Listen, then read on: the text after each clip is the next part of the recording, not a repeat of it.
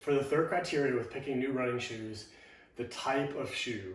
There are so many different factors that go into this, and it's not a one-size-fits-all. What one shoe could be perfect for somebody could be the absolute worst for somebody else. So I'm going to give you guys some tips and ways to kind of tailor this to you, because ultimately that's what it's about, is helping you specifically.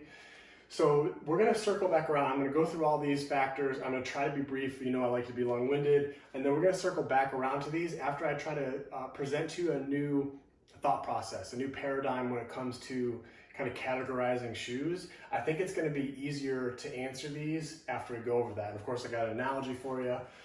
So experience. Are you new to running? Did you just start this with the pandemic? Have you been running, did you run in high school and then you didn't run for 10 years and you just picked it up again?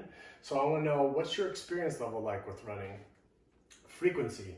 Do you run one time a week? Do you run 6 days a week? Distance. Are you a short distance runner? Do you run half a mile? Do you run a mile? Do you run 10 miles? Ultra marathons. I want to know the distance when it comes to picking shoes. What's your intensity?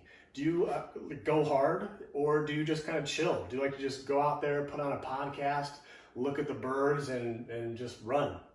The harder you hit the ground, the faster you go. That's going to change what I might recommend for somebody when it comes to a pair of shoes.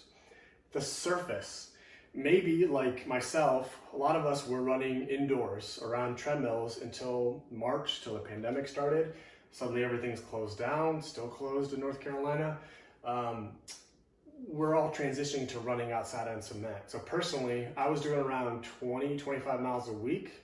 Once I switched to outdoors, I could not keep that up. My body was not, your body's adapt to the demands placed on it. My body was not used to that cement and that increased load. So I figured out pretty quick that I had to make some changes when it comes to outside. So are you a trail runner? Do you run on the track? Do you run on the cement? Do you run on the treadmill? All important things to consider. Do you have an injury history? So back to my first post about the heel height or the stack height. If you've got a previous history of Achilles issues, maybe that's going to come into factor. So I want to know, what's your injury history? Is it knee-based? Is it ankle-based? Did you break your ankle back in the day? What's your injury history that can come into play? And then what's your job activity? Are you a weekend warrior? Are you sedentary all day at the desk, behind a desk for 8 hours a day, and then you like to go out and run, so you're doing either one extreme or the other? Or are you wearing dress shoes at work? Are you not wearing shoes at work? All these things come into consideration when it comes to shoes. And again, we're going to circle back to this and see, is it any easier to answer these when I shift your thought process? I'm going to challenge you to think differently when it comes to shoes. We're thinking right now about the bottom of the shoe, the entire bottom of the shoe, not about the top, the elasticity, all that stuff. That bottom of that shoe, what is going between the ground and your foot, that's what I want to talk about. So I want to go over a demonstration about deformation or density or cushion, because I'm going to grade all this based off of the amount of cushion.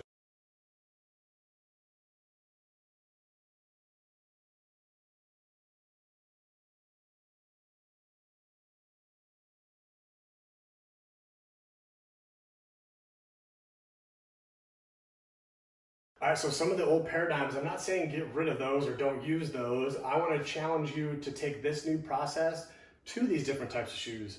A lot of these are based off of what it's trying to do with your foot, controlling motion, not controlling motion.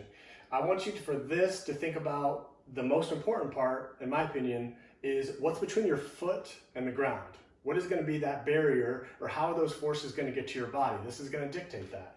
So when we think about neutral and the bottom of the shoes, typically that's going to be more of a higher cushion.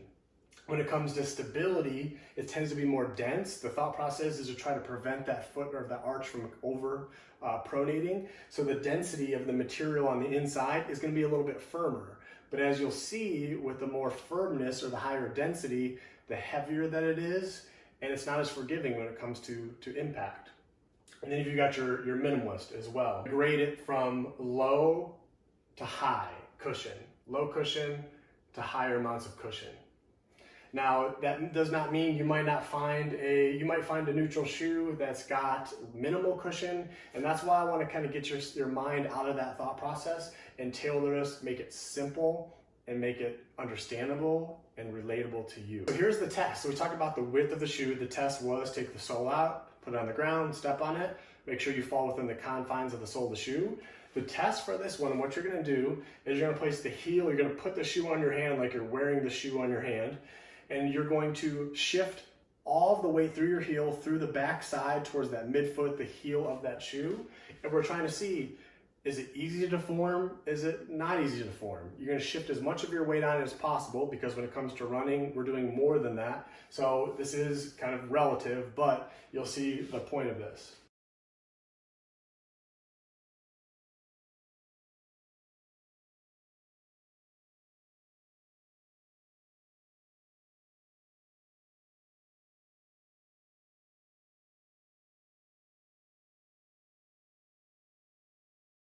So also, if you've been following me for a while, you know I love analogies. I think it's the simplest way. Sometimes it's like we have that aha moment, like, oh yeah, duh. For me, it comes to this. It comes to boxing or punching. I'm always making references to the upper body and arm because it makes more sense to us when it comes to our feet. And sometimes we kind of get confused or make it more challenging than it needs to be. So I'm gonna go through analogy.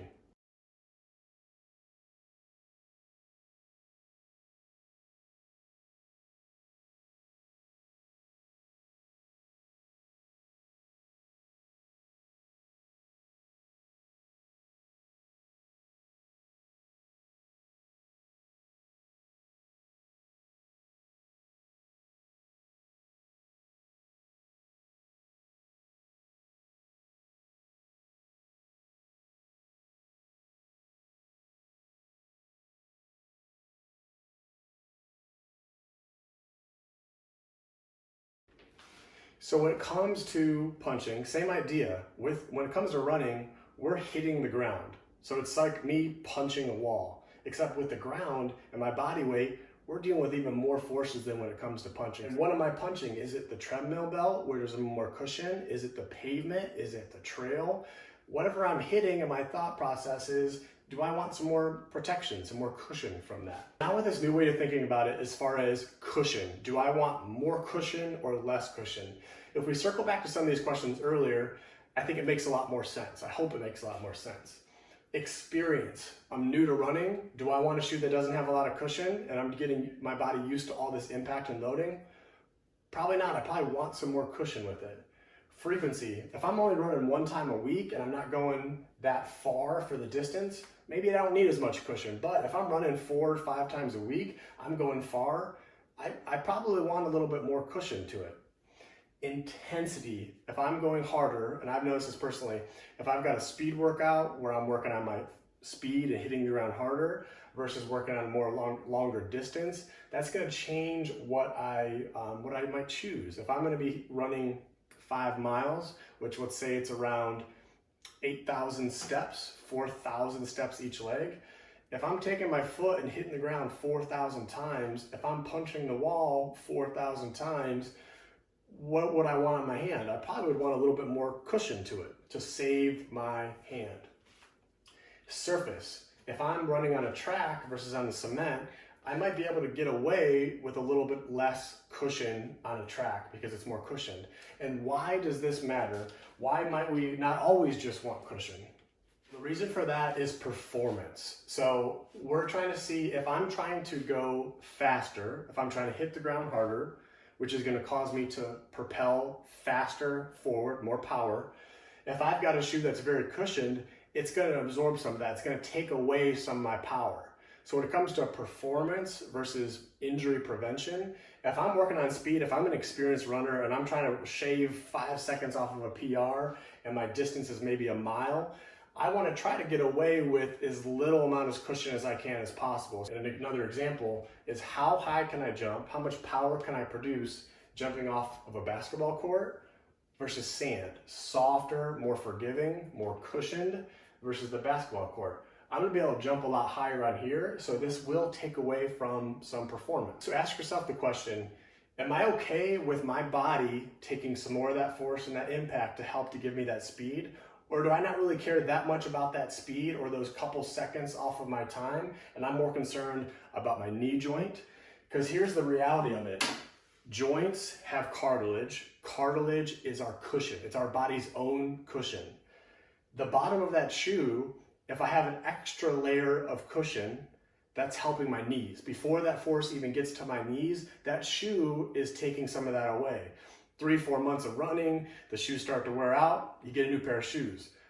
I don't want you to get a new pair of joints, new joints. We want those cushions of your body to last as long as possible. So my personal opinion, this is me, from my experience as a physical therapist, as a non-runner, conformed, turned to runner myself, being injured myself, is start with more cushion. With time, start to get away from that because it will help with your performance. So personally, and again, I've got no financial ties to this at all. Personally, I've got 2 different types of shoes that I wear. And as you can imagine, I'm all or nothing. I've got 3 pairs of these and 8 different pairs of these in different colors. That's a whole nother story. But if I'm running outside on the road, more cement, more firm, I wear my Ultras. They are a little bit heavier. So with the heaviness comes a harder, my body has to work a little bit harder. From an oxygen standpoint, every 1.5 ounces of weight is an increase in 1% of oxygen consumption. And so a heavier shoe, it is going to be harder to have that quick turnover rate, but I don't care. I need that cushion. If you haven't tried a pair of these on, it's crazy how much you'll feel a difference. That is a lot of layer of protection between your body and that cement. If I'm running indoors, I can get away with a lighter shoe, a little bit less dense, still cushion, but less cushion. So if you do that test that I talked about, there's going to be a difference in the deformation of this versus this. A little bit more here, a little bit less here. So it's all about what is best for you.